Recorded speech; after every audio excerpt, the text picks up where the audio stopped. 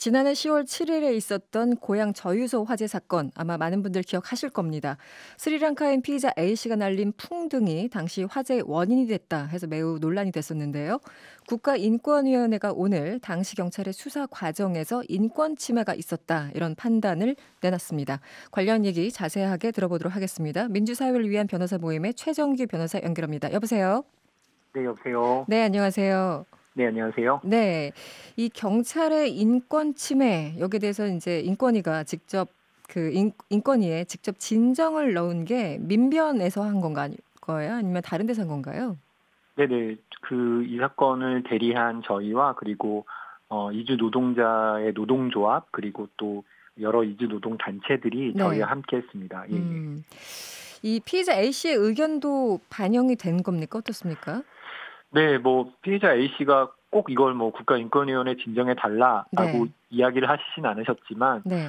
경찰에서 조사를 받으면서 여러 가지 어려움을 호소하셨고 저희가 이런 부분들을 한 번은 꼭 검토를 받아야겠다. 법적으로 문제가 있는지 여부를 검토받아야겠다라고 설명을 드렸고 네. 이런 인권위 절차가 있다는 거를 충분히 아시고 동의해서 저희가 진행했습니다. 예.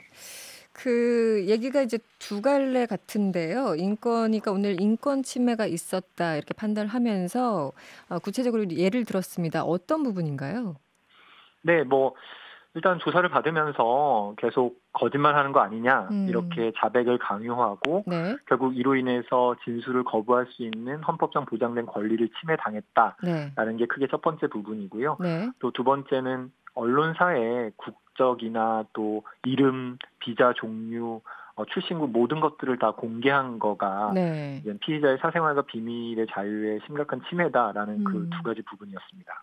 민변에서 진정을 넣을 때 바로 이 부분을 염두에 두고 넣으신 건가요? 아니면 더 많은 것들이 있었는데 이것만 지금 인권위에서 지적을 한 건가요?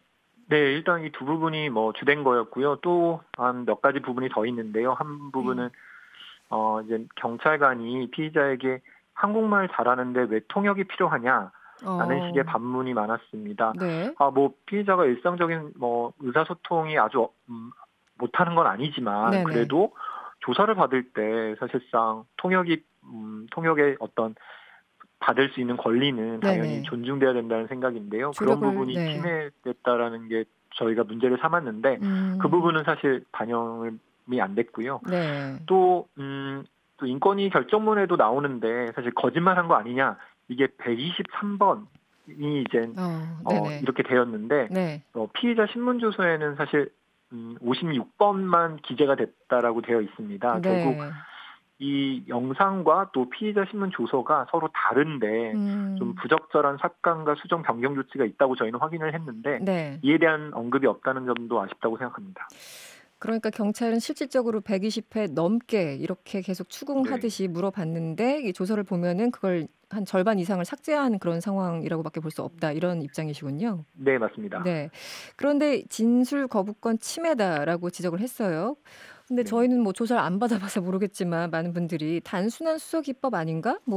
다른 사람한테들은 이렇게 안 하는 건가? 이게 유난한 건가? 여러 가지 좀 의문이 있어요. 어떻습니까?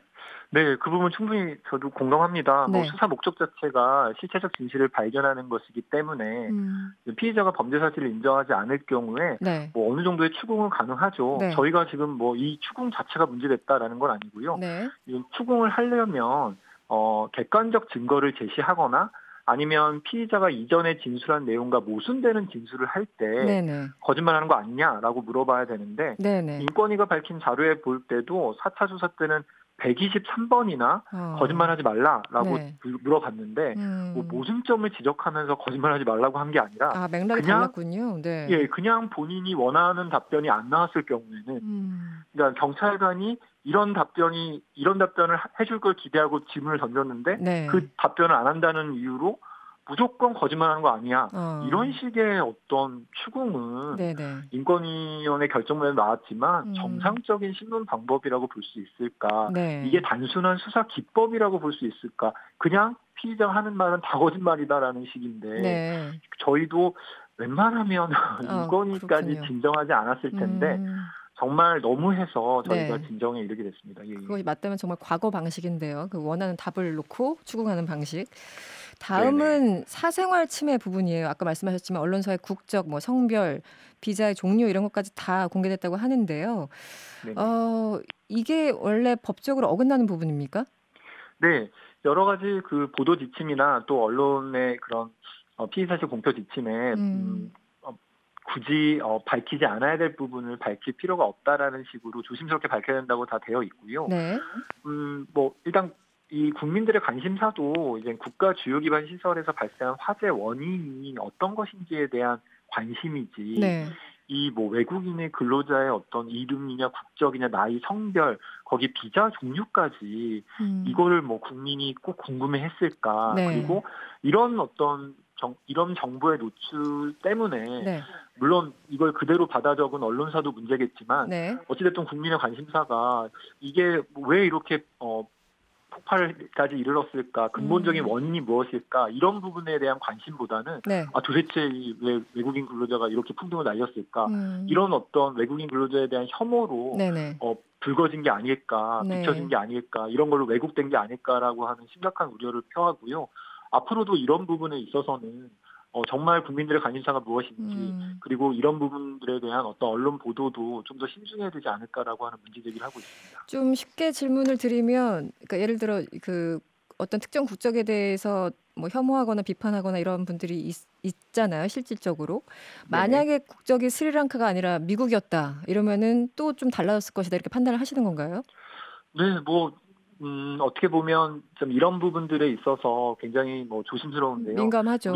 네. 우리 사회가 어떻게 됐던 어떤 그 이주민에 대해서 그의 국적에 따라서 차별하고 국적에 따라서 다르게 대우하는 것들이 당연히 없어져야 될 텐데 네. 이런 어떤 그 경찰의 공표와 피의사실 공표와 또 언론의 보도가 우리의 어떤 잘못된 그런 인식들을 더 왜곡시키는 게 아닌가에 대한 우려를 인권위에서 잘 표명해 준 거라고 저희는 평가하고 있습니다. 네, 지금 피의자 A씨에 대해서 기소 여부가 결정되지는 않은 상황이죠? 네, 맞습니다. 그렇다면 인권위의 이번 판단이 이 기소 여부나 뭐 유무죄 판단에 영향을 미치게 될까요? 앞으로 어떻게 영향이 있을까요? 네, 뭐 저는 이 사건을 저희가 진행하면서 경찰이 왜 무리하게 자백을 받아내려고 할까? 객관적 증거가 있다면 그냥 그거에 따라 기소 여부를 판단하면 되는데 왜 굳이 이렇게 무리하게 자백을 받아내려고 할까에 대한 어떤 의문이 들었는데요. 결국 정말 이거는 근본적인 조사가 이루어져야 되는 게 아닌가. 이 사건이 정말 풍등으로 인해서 발생한 것인지 아니면 저유소에 대한 관리 부실로 인한 것인지에 대해서 검찰에서 철저한 조사를 더욱 진행해서 결과를 내줄 거라 기대하고 있습니다. 궁금한 건 이렇게 국가인권위원회가 지적을 하면 앞으로 어떻게 됩니까? 담당 경찰관한테 뭐 징계라도 떨어집니까? 아니면 어떻게 되는 거죠? 네, 일단 그 인권위 결정문에는 주의 조치 그리고 여러 재발 방지를 위한 어떤 교육을 실시하라고 권고를 했는데요. 인권위 권고는 국가인권위원회법상 당연히 효력이 있고요. 권고를 받은 관계기관장은 그 권고 사항을 존중하고 이행하기 위해 노력해야 된다라고 규정이 되어 있고요. 또 권고를 받은 날로부터 90일 이내에 그 권고 사항의 이행 계획을 위원회에 통지해야 한다고 규정하고 있습니다. 저는 뭐 앞으로 경찰에서 충분히 이러한 부분들에 대한 어떤 조치를 후속 조치를 할 거라 기대하고 있습니다. 네. 마지막으로 지금 그 피의자 A 씨는 어떤 상황인지 궁금한데요. 어떻습니까? 네, 일단 뭐 그 영장이 이제 청구되지 않아서 다행히 이제 불구속 상태에서 조사를 받고 계시고요. 하지만 뭐 이런 여러 7개월 동안의 조사를 통해서 굉장히 좀 심신이 허약해지셔서 불면증으로 잠을 잘 못 주무고 계시고 또 두통이 심하셔서 저희가 자주 연락을 취하면서 이분의 심리적 안정을 저희가 유지할 수 있도록 도와드리고 있습니다. 네, 뭐 유무죄 여부와 무관하게 인권위에서 지적한 부분 당연히 좀 인식을 해야 될 것 같고요. 어쨌든 제대로 된 수사 증거 앞으로 좀 기대해 봅니다. 지금까지 민주사회를 위한 변호사 모임의 최정규 변호사였습니다. 고맙습니다. 네, 감사합니다. 여러분의 퇴근길을 꽉 채워드립니다. 평일 저녁 6시 5분 이승원의 세계는 그리고 우리는